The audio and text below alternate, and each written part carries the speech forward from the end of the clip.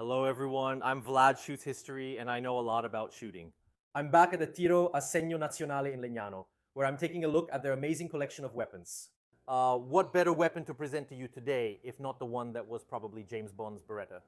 But before talking about the most famous secret agent, didn't he have a Walter Polizeipistole criminal? Let's go in order. This, of course, is a pistol, as you can see, very small and falls into that category of pistols that can be defined as pocket-sized. Or you simply need something very concealed for a whole series of situations, whether it's public safety or even civil behavior. Or you need a backup weapon, for example, to literally put in a holster on your ankle. There are various reasons for wanting to have a gun of this size.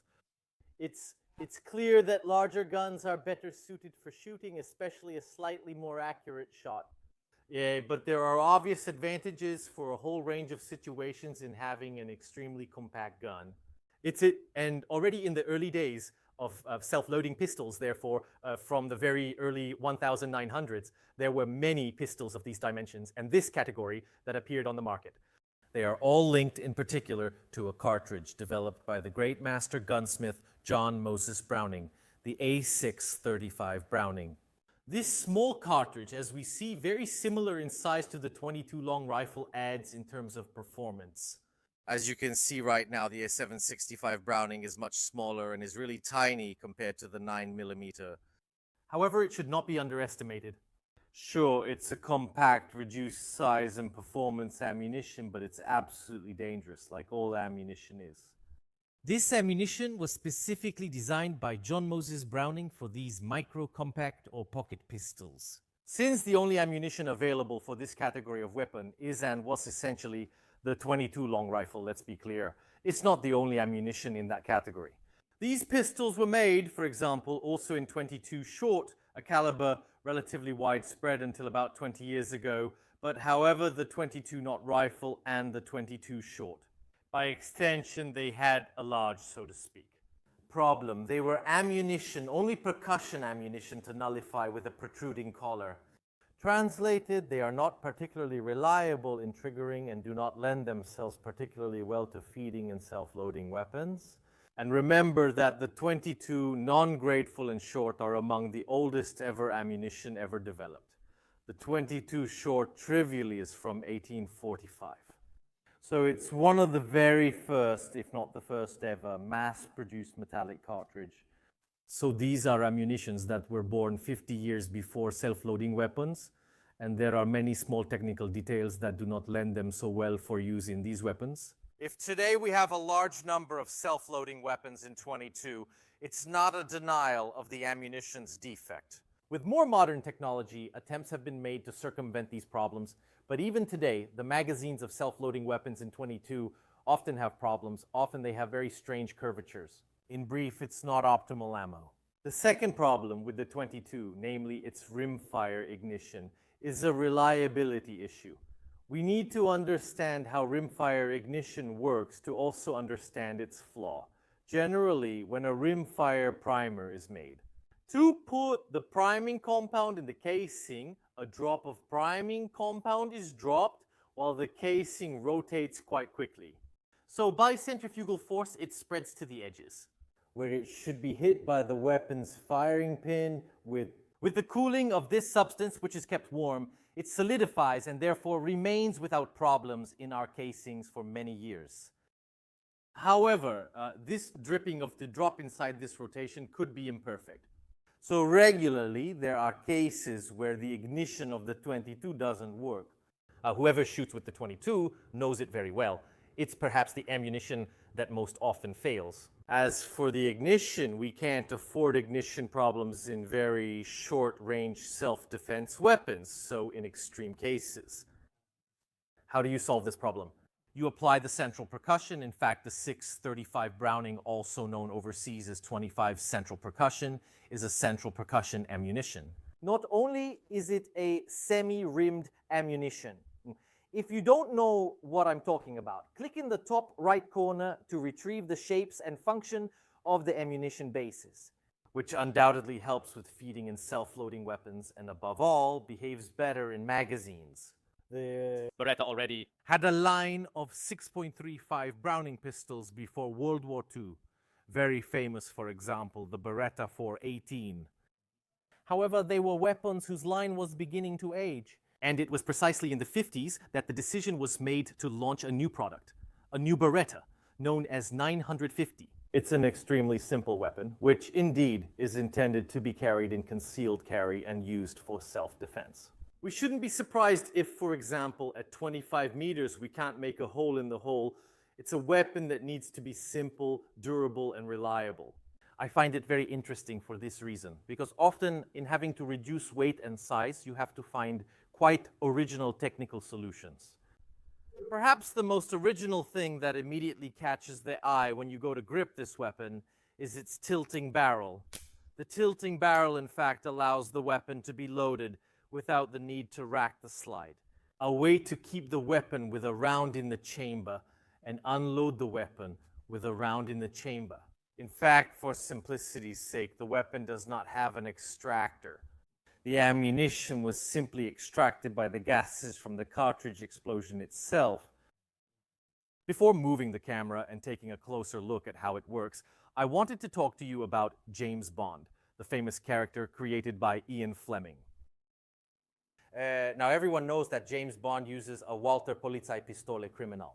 In the very first James Bond film, we see the protagonist receive this Walther Polizeipistole Criminal and return an old Beretta, as they call it, quite disparagingly, which seems from the film to be a Beretta 34 or 35. It's never clear. In the very short scene, yes, I thought so. This damn Beretta again. However, this scene was a mistake on the part of the screenwriters, or rather, whoever found the gun for the scene. Because in the books, James Bond has for a very long time a Beretta in 6.35 Browning. However, the model is never specified. Based on a series of descriptions, two models are suspected, the previously mentioned 418 and the 950C. There's a very interesting little book by Paolo Taggini that talks about this very thing. About James Bond's weapons, I'll leave it in the description. By the way, on James Bond's weapons is exactly where you could win this book. We also did a live / small contest. I'll leave this in the description too, if you want to catch up on it. There are many theories, whether it's the 418 or this one. I like to think it's this one because it's right. A bit more modern and with more graceful lines, more James Bond-like, we could say. But let's move the camera. Let's take a closer look at how it's made, and then, of course, we'll test it on the range. You know, I had to zoom in quite a bit to show it well up close. But as you can see, my hands are quite large compared to this gun, which is really very compact in size.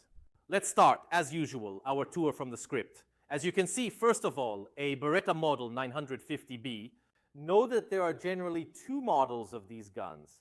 After 68, in fact, the BS is introduced, which very clearly has an external manual safety. This one does not have a manual safety.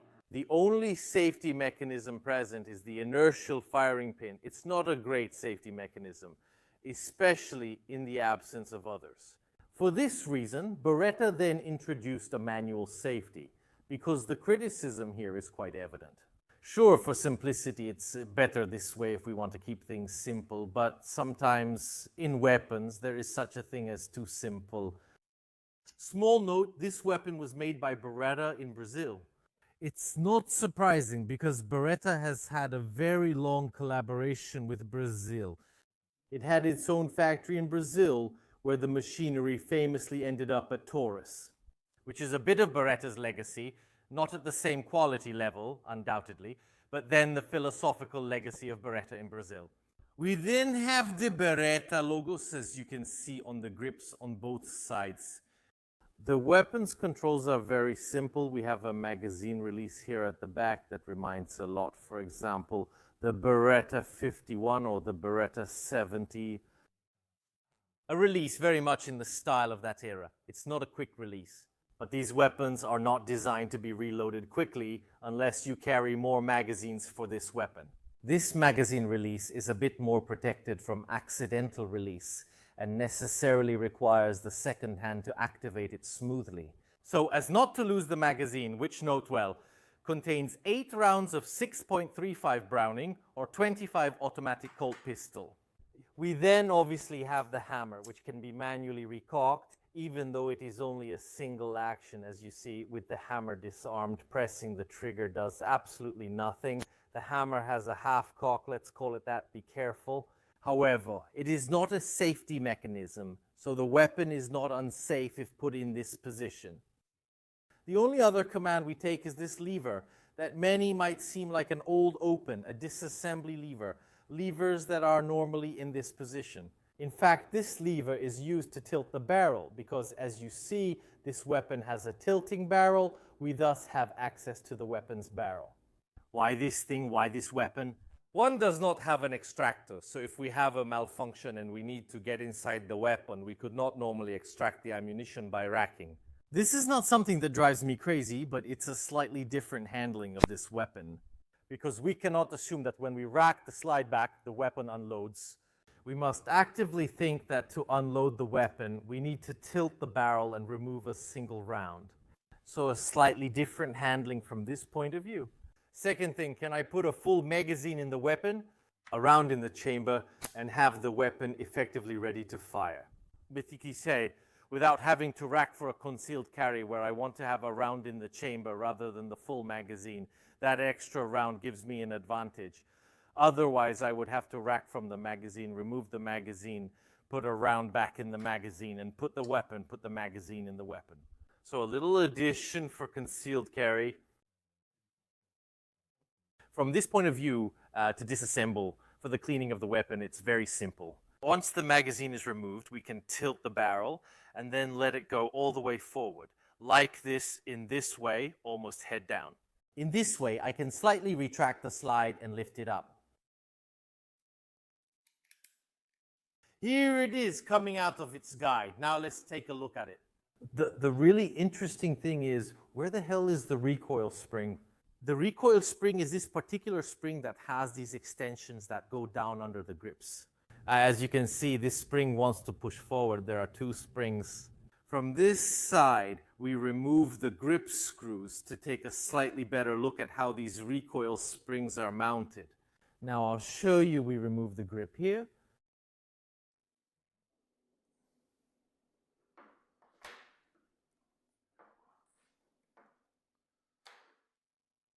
And in this way, we can see much better. Look inside here. In reality, it's a unique spring. As you can see, it's a piece of elasticized iron, elastic put on this pin. As you can see here, you can slightly see the pin. So if we wanted to, we could remove it. It's more of a gunsmith's job, because I assure you that assembling and disassembling these springs is really ugly. But as you can see, we have this spring here, which allows the recovery of the card. It's very, very, very interesting because it makes good use of space and certainly greatly simplifies the size of the cart as well. Why shouldn't we have to think about where to put the recovery spring? In this way, the recovery spring is almost completely hidden. We don't often see these things at all. In fact, I can't think of any other weapons that use a spring like this for recovery.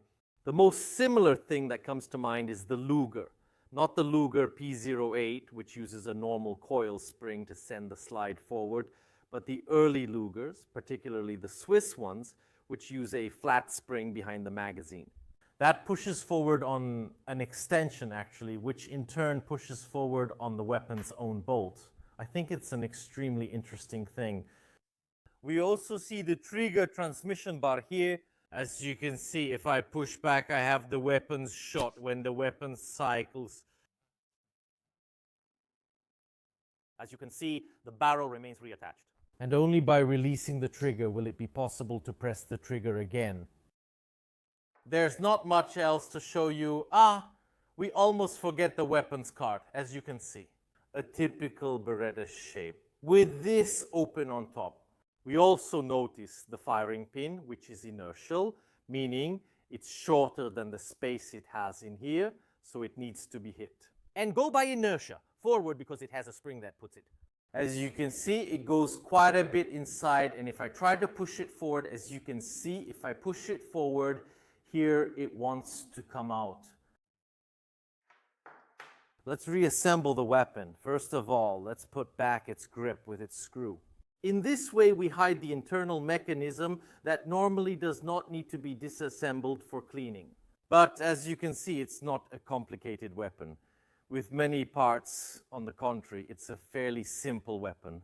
I like these things, I like these weapons, as I said, in these small calibers because I really appreciate the technical solutions to achieve maximum simplicity. So we can go ahead and insert the weapons slide. Here it is.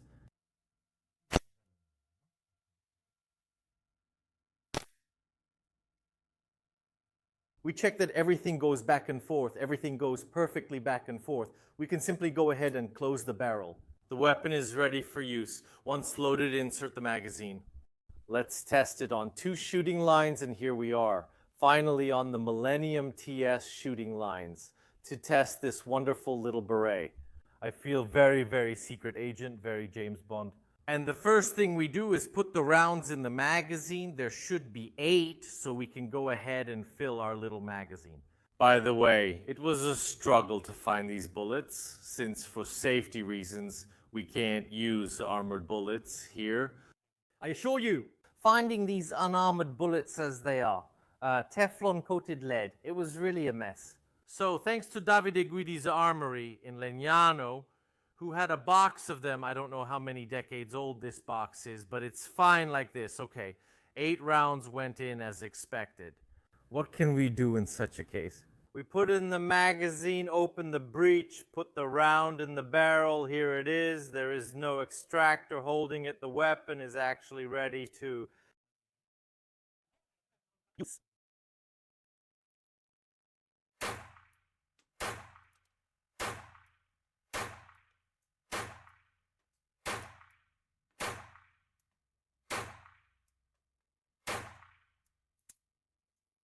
Okay, and how do we check if it's discharged? We open the barrel and check. In fact, looking into the barrel, as you can see my face, so I would say that the weapon is discharged. From here already, for the target that is shot anywhere, we load another magazine, and I tell you what, I think about it again. Here we are, magazine in the weapon, shot in the breech. Here it is. Here we cock the hammer, which is single action, as we said. We fire. Small jam, we have a feeding problem, okay?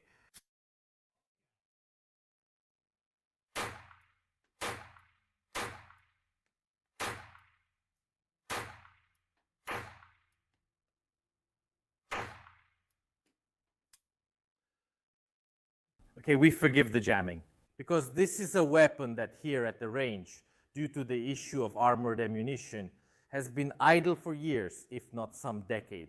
So what should I say? It's a very interesting weapon, despite its small size, and I can't rest. The pinky. In this case, it fits surprisingly well in the hand. This is very interesting as a thing in my hand.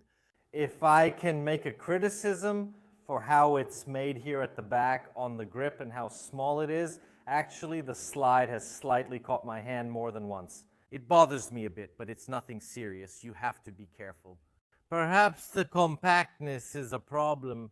Maybe a few more millimeters on this tail would have protected the hand a little better.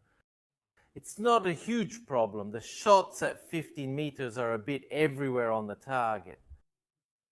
Even though the sights, especially the front sight, are very visible, the rear sight here, as you can see, is small and leaves much to be desired. You aim almost more with the shape of the weapon, because a nice circular shape, you look almost at the sight, and almost like aiming only with the sight, almost a smooth barrel weapon. I repeat, this weapon was never intended as a precision weapon. This is not even a 15-meter weapon. Not that it's physically impossible. This is an extreme defense weapon, 321 meters in contact with the aggressor aside. This shoots very well. Actually, a good little grill. Surprisingly, there's not much to get wrong with a good trigger. A single action of this kind. And as for the recoil, obviously it's tiny, very manageable. However, despite the very similar ballistic performance of the 22, the 635 Browning, the 635 is a bit more peppery in the more tearing recoil.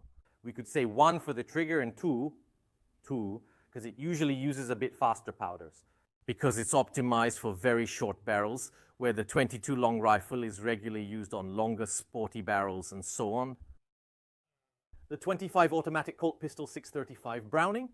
There are only weapons with very short barrels, so it benefits more in loadings with a slightly faster, more lively powder. Let's reload. Try again. It almost doesn't fit in the frame, or rather it gets covered by my hands.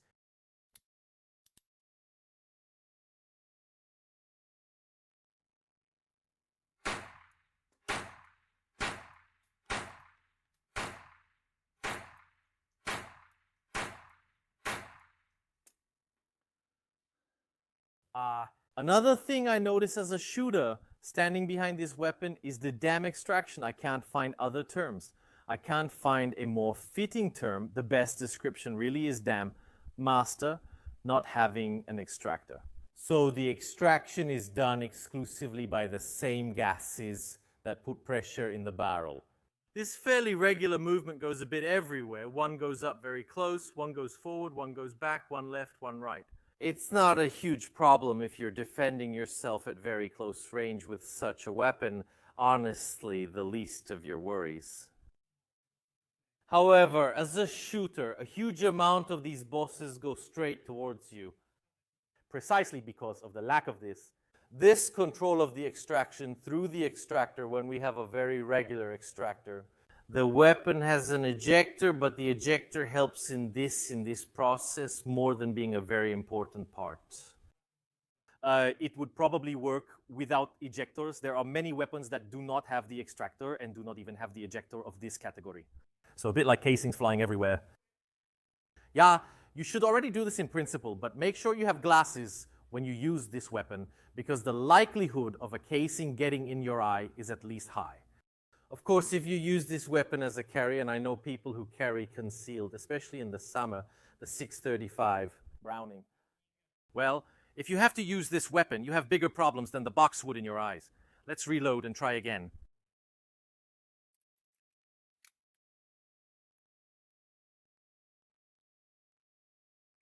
I don't see how it's possible to hold this weapon with 2 hands. I mean, we'll try anyway. I don't know where to put it. Oh my God, I don't know where to put my thumb. I'm afraid I'm going to shoot my thumb soon.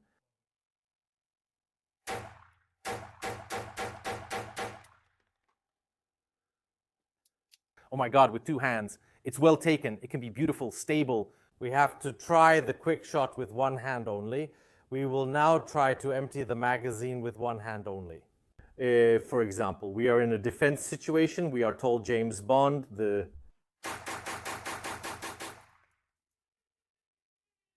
I tell you, one thing, many, if they want to stay compact, very compact, they would tell you, take a revolver, right? 5 shots in 38 special, I honestly prefer. 9 of 6 in 35 Browning. It gives much more firepower in a compactness, in a similar compactness. I like my laughter so much, I'm enjoying it, I want to try. The last thing, a little silly, was in quotes.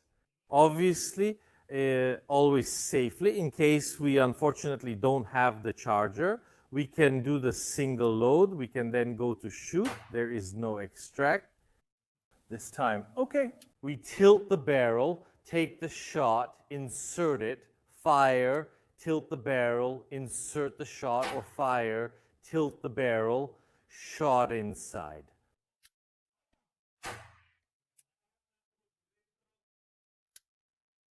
You never know. When it doesn't have the magazine and the weapon, as already mentioned, it's very easy to see that it's unloaded. I had fun, among other things. I must have waited, I think, 3 years to try this weapon. Here from Legnano, because we couldn't find, as already mentioned, the suitable punishments, not armored. So I'm glad I managed to do it. So I am immensely grateful, first of all, to the Thyssen of Legnano, who, as always, made the facility and all the staff available to let me try these things. Remember, you guys create these videos about these weapons. Many ask me, Vlad, where do you get all these weapons? You tell me, I have these interesting weapons. Vlad, do you want to come and film them? I obviously say yes because I am not a fool. So thanks to everyone who contributes in this way. If you want to contribute directly to the channel, simply to buy the ammunition, these things, consider subscribing here. You'll find the button down below, which gives you access to exclusive content for your subscribers. Preview videos and support the channel with money. Unfortunately, doing these things costs a lot, and I'm not rich at all. You can also purchase the wonderful t-shirts of San Vlad from the channel to solve every kind of jam. It also adds an extra 5 holy damage, so against undead and cursed characters. If you don't want to or can't contribute in this way, at least consider leaving a like and a comment. It helps the YouTube algorithm immensely, which has never set you on fire. That's all from me. We, as usual, see you next time.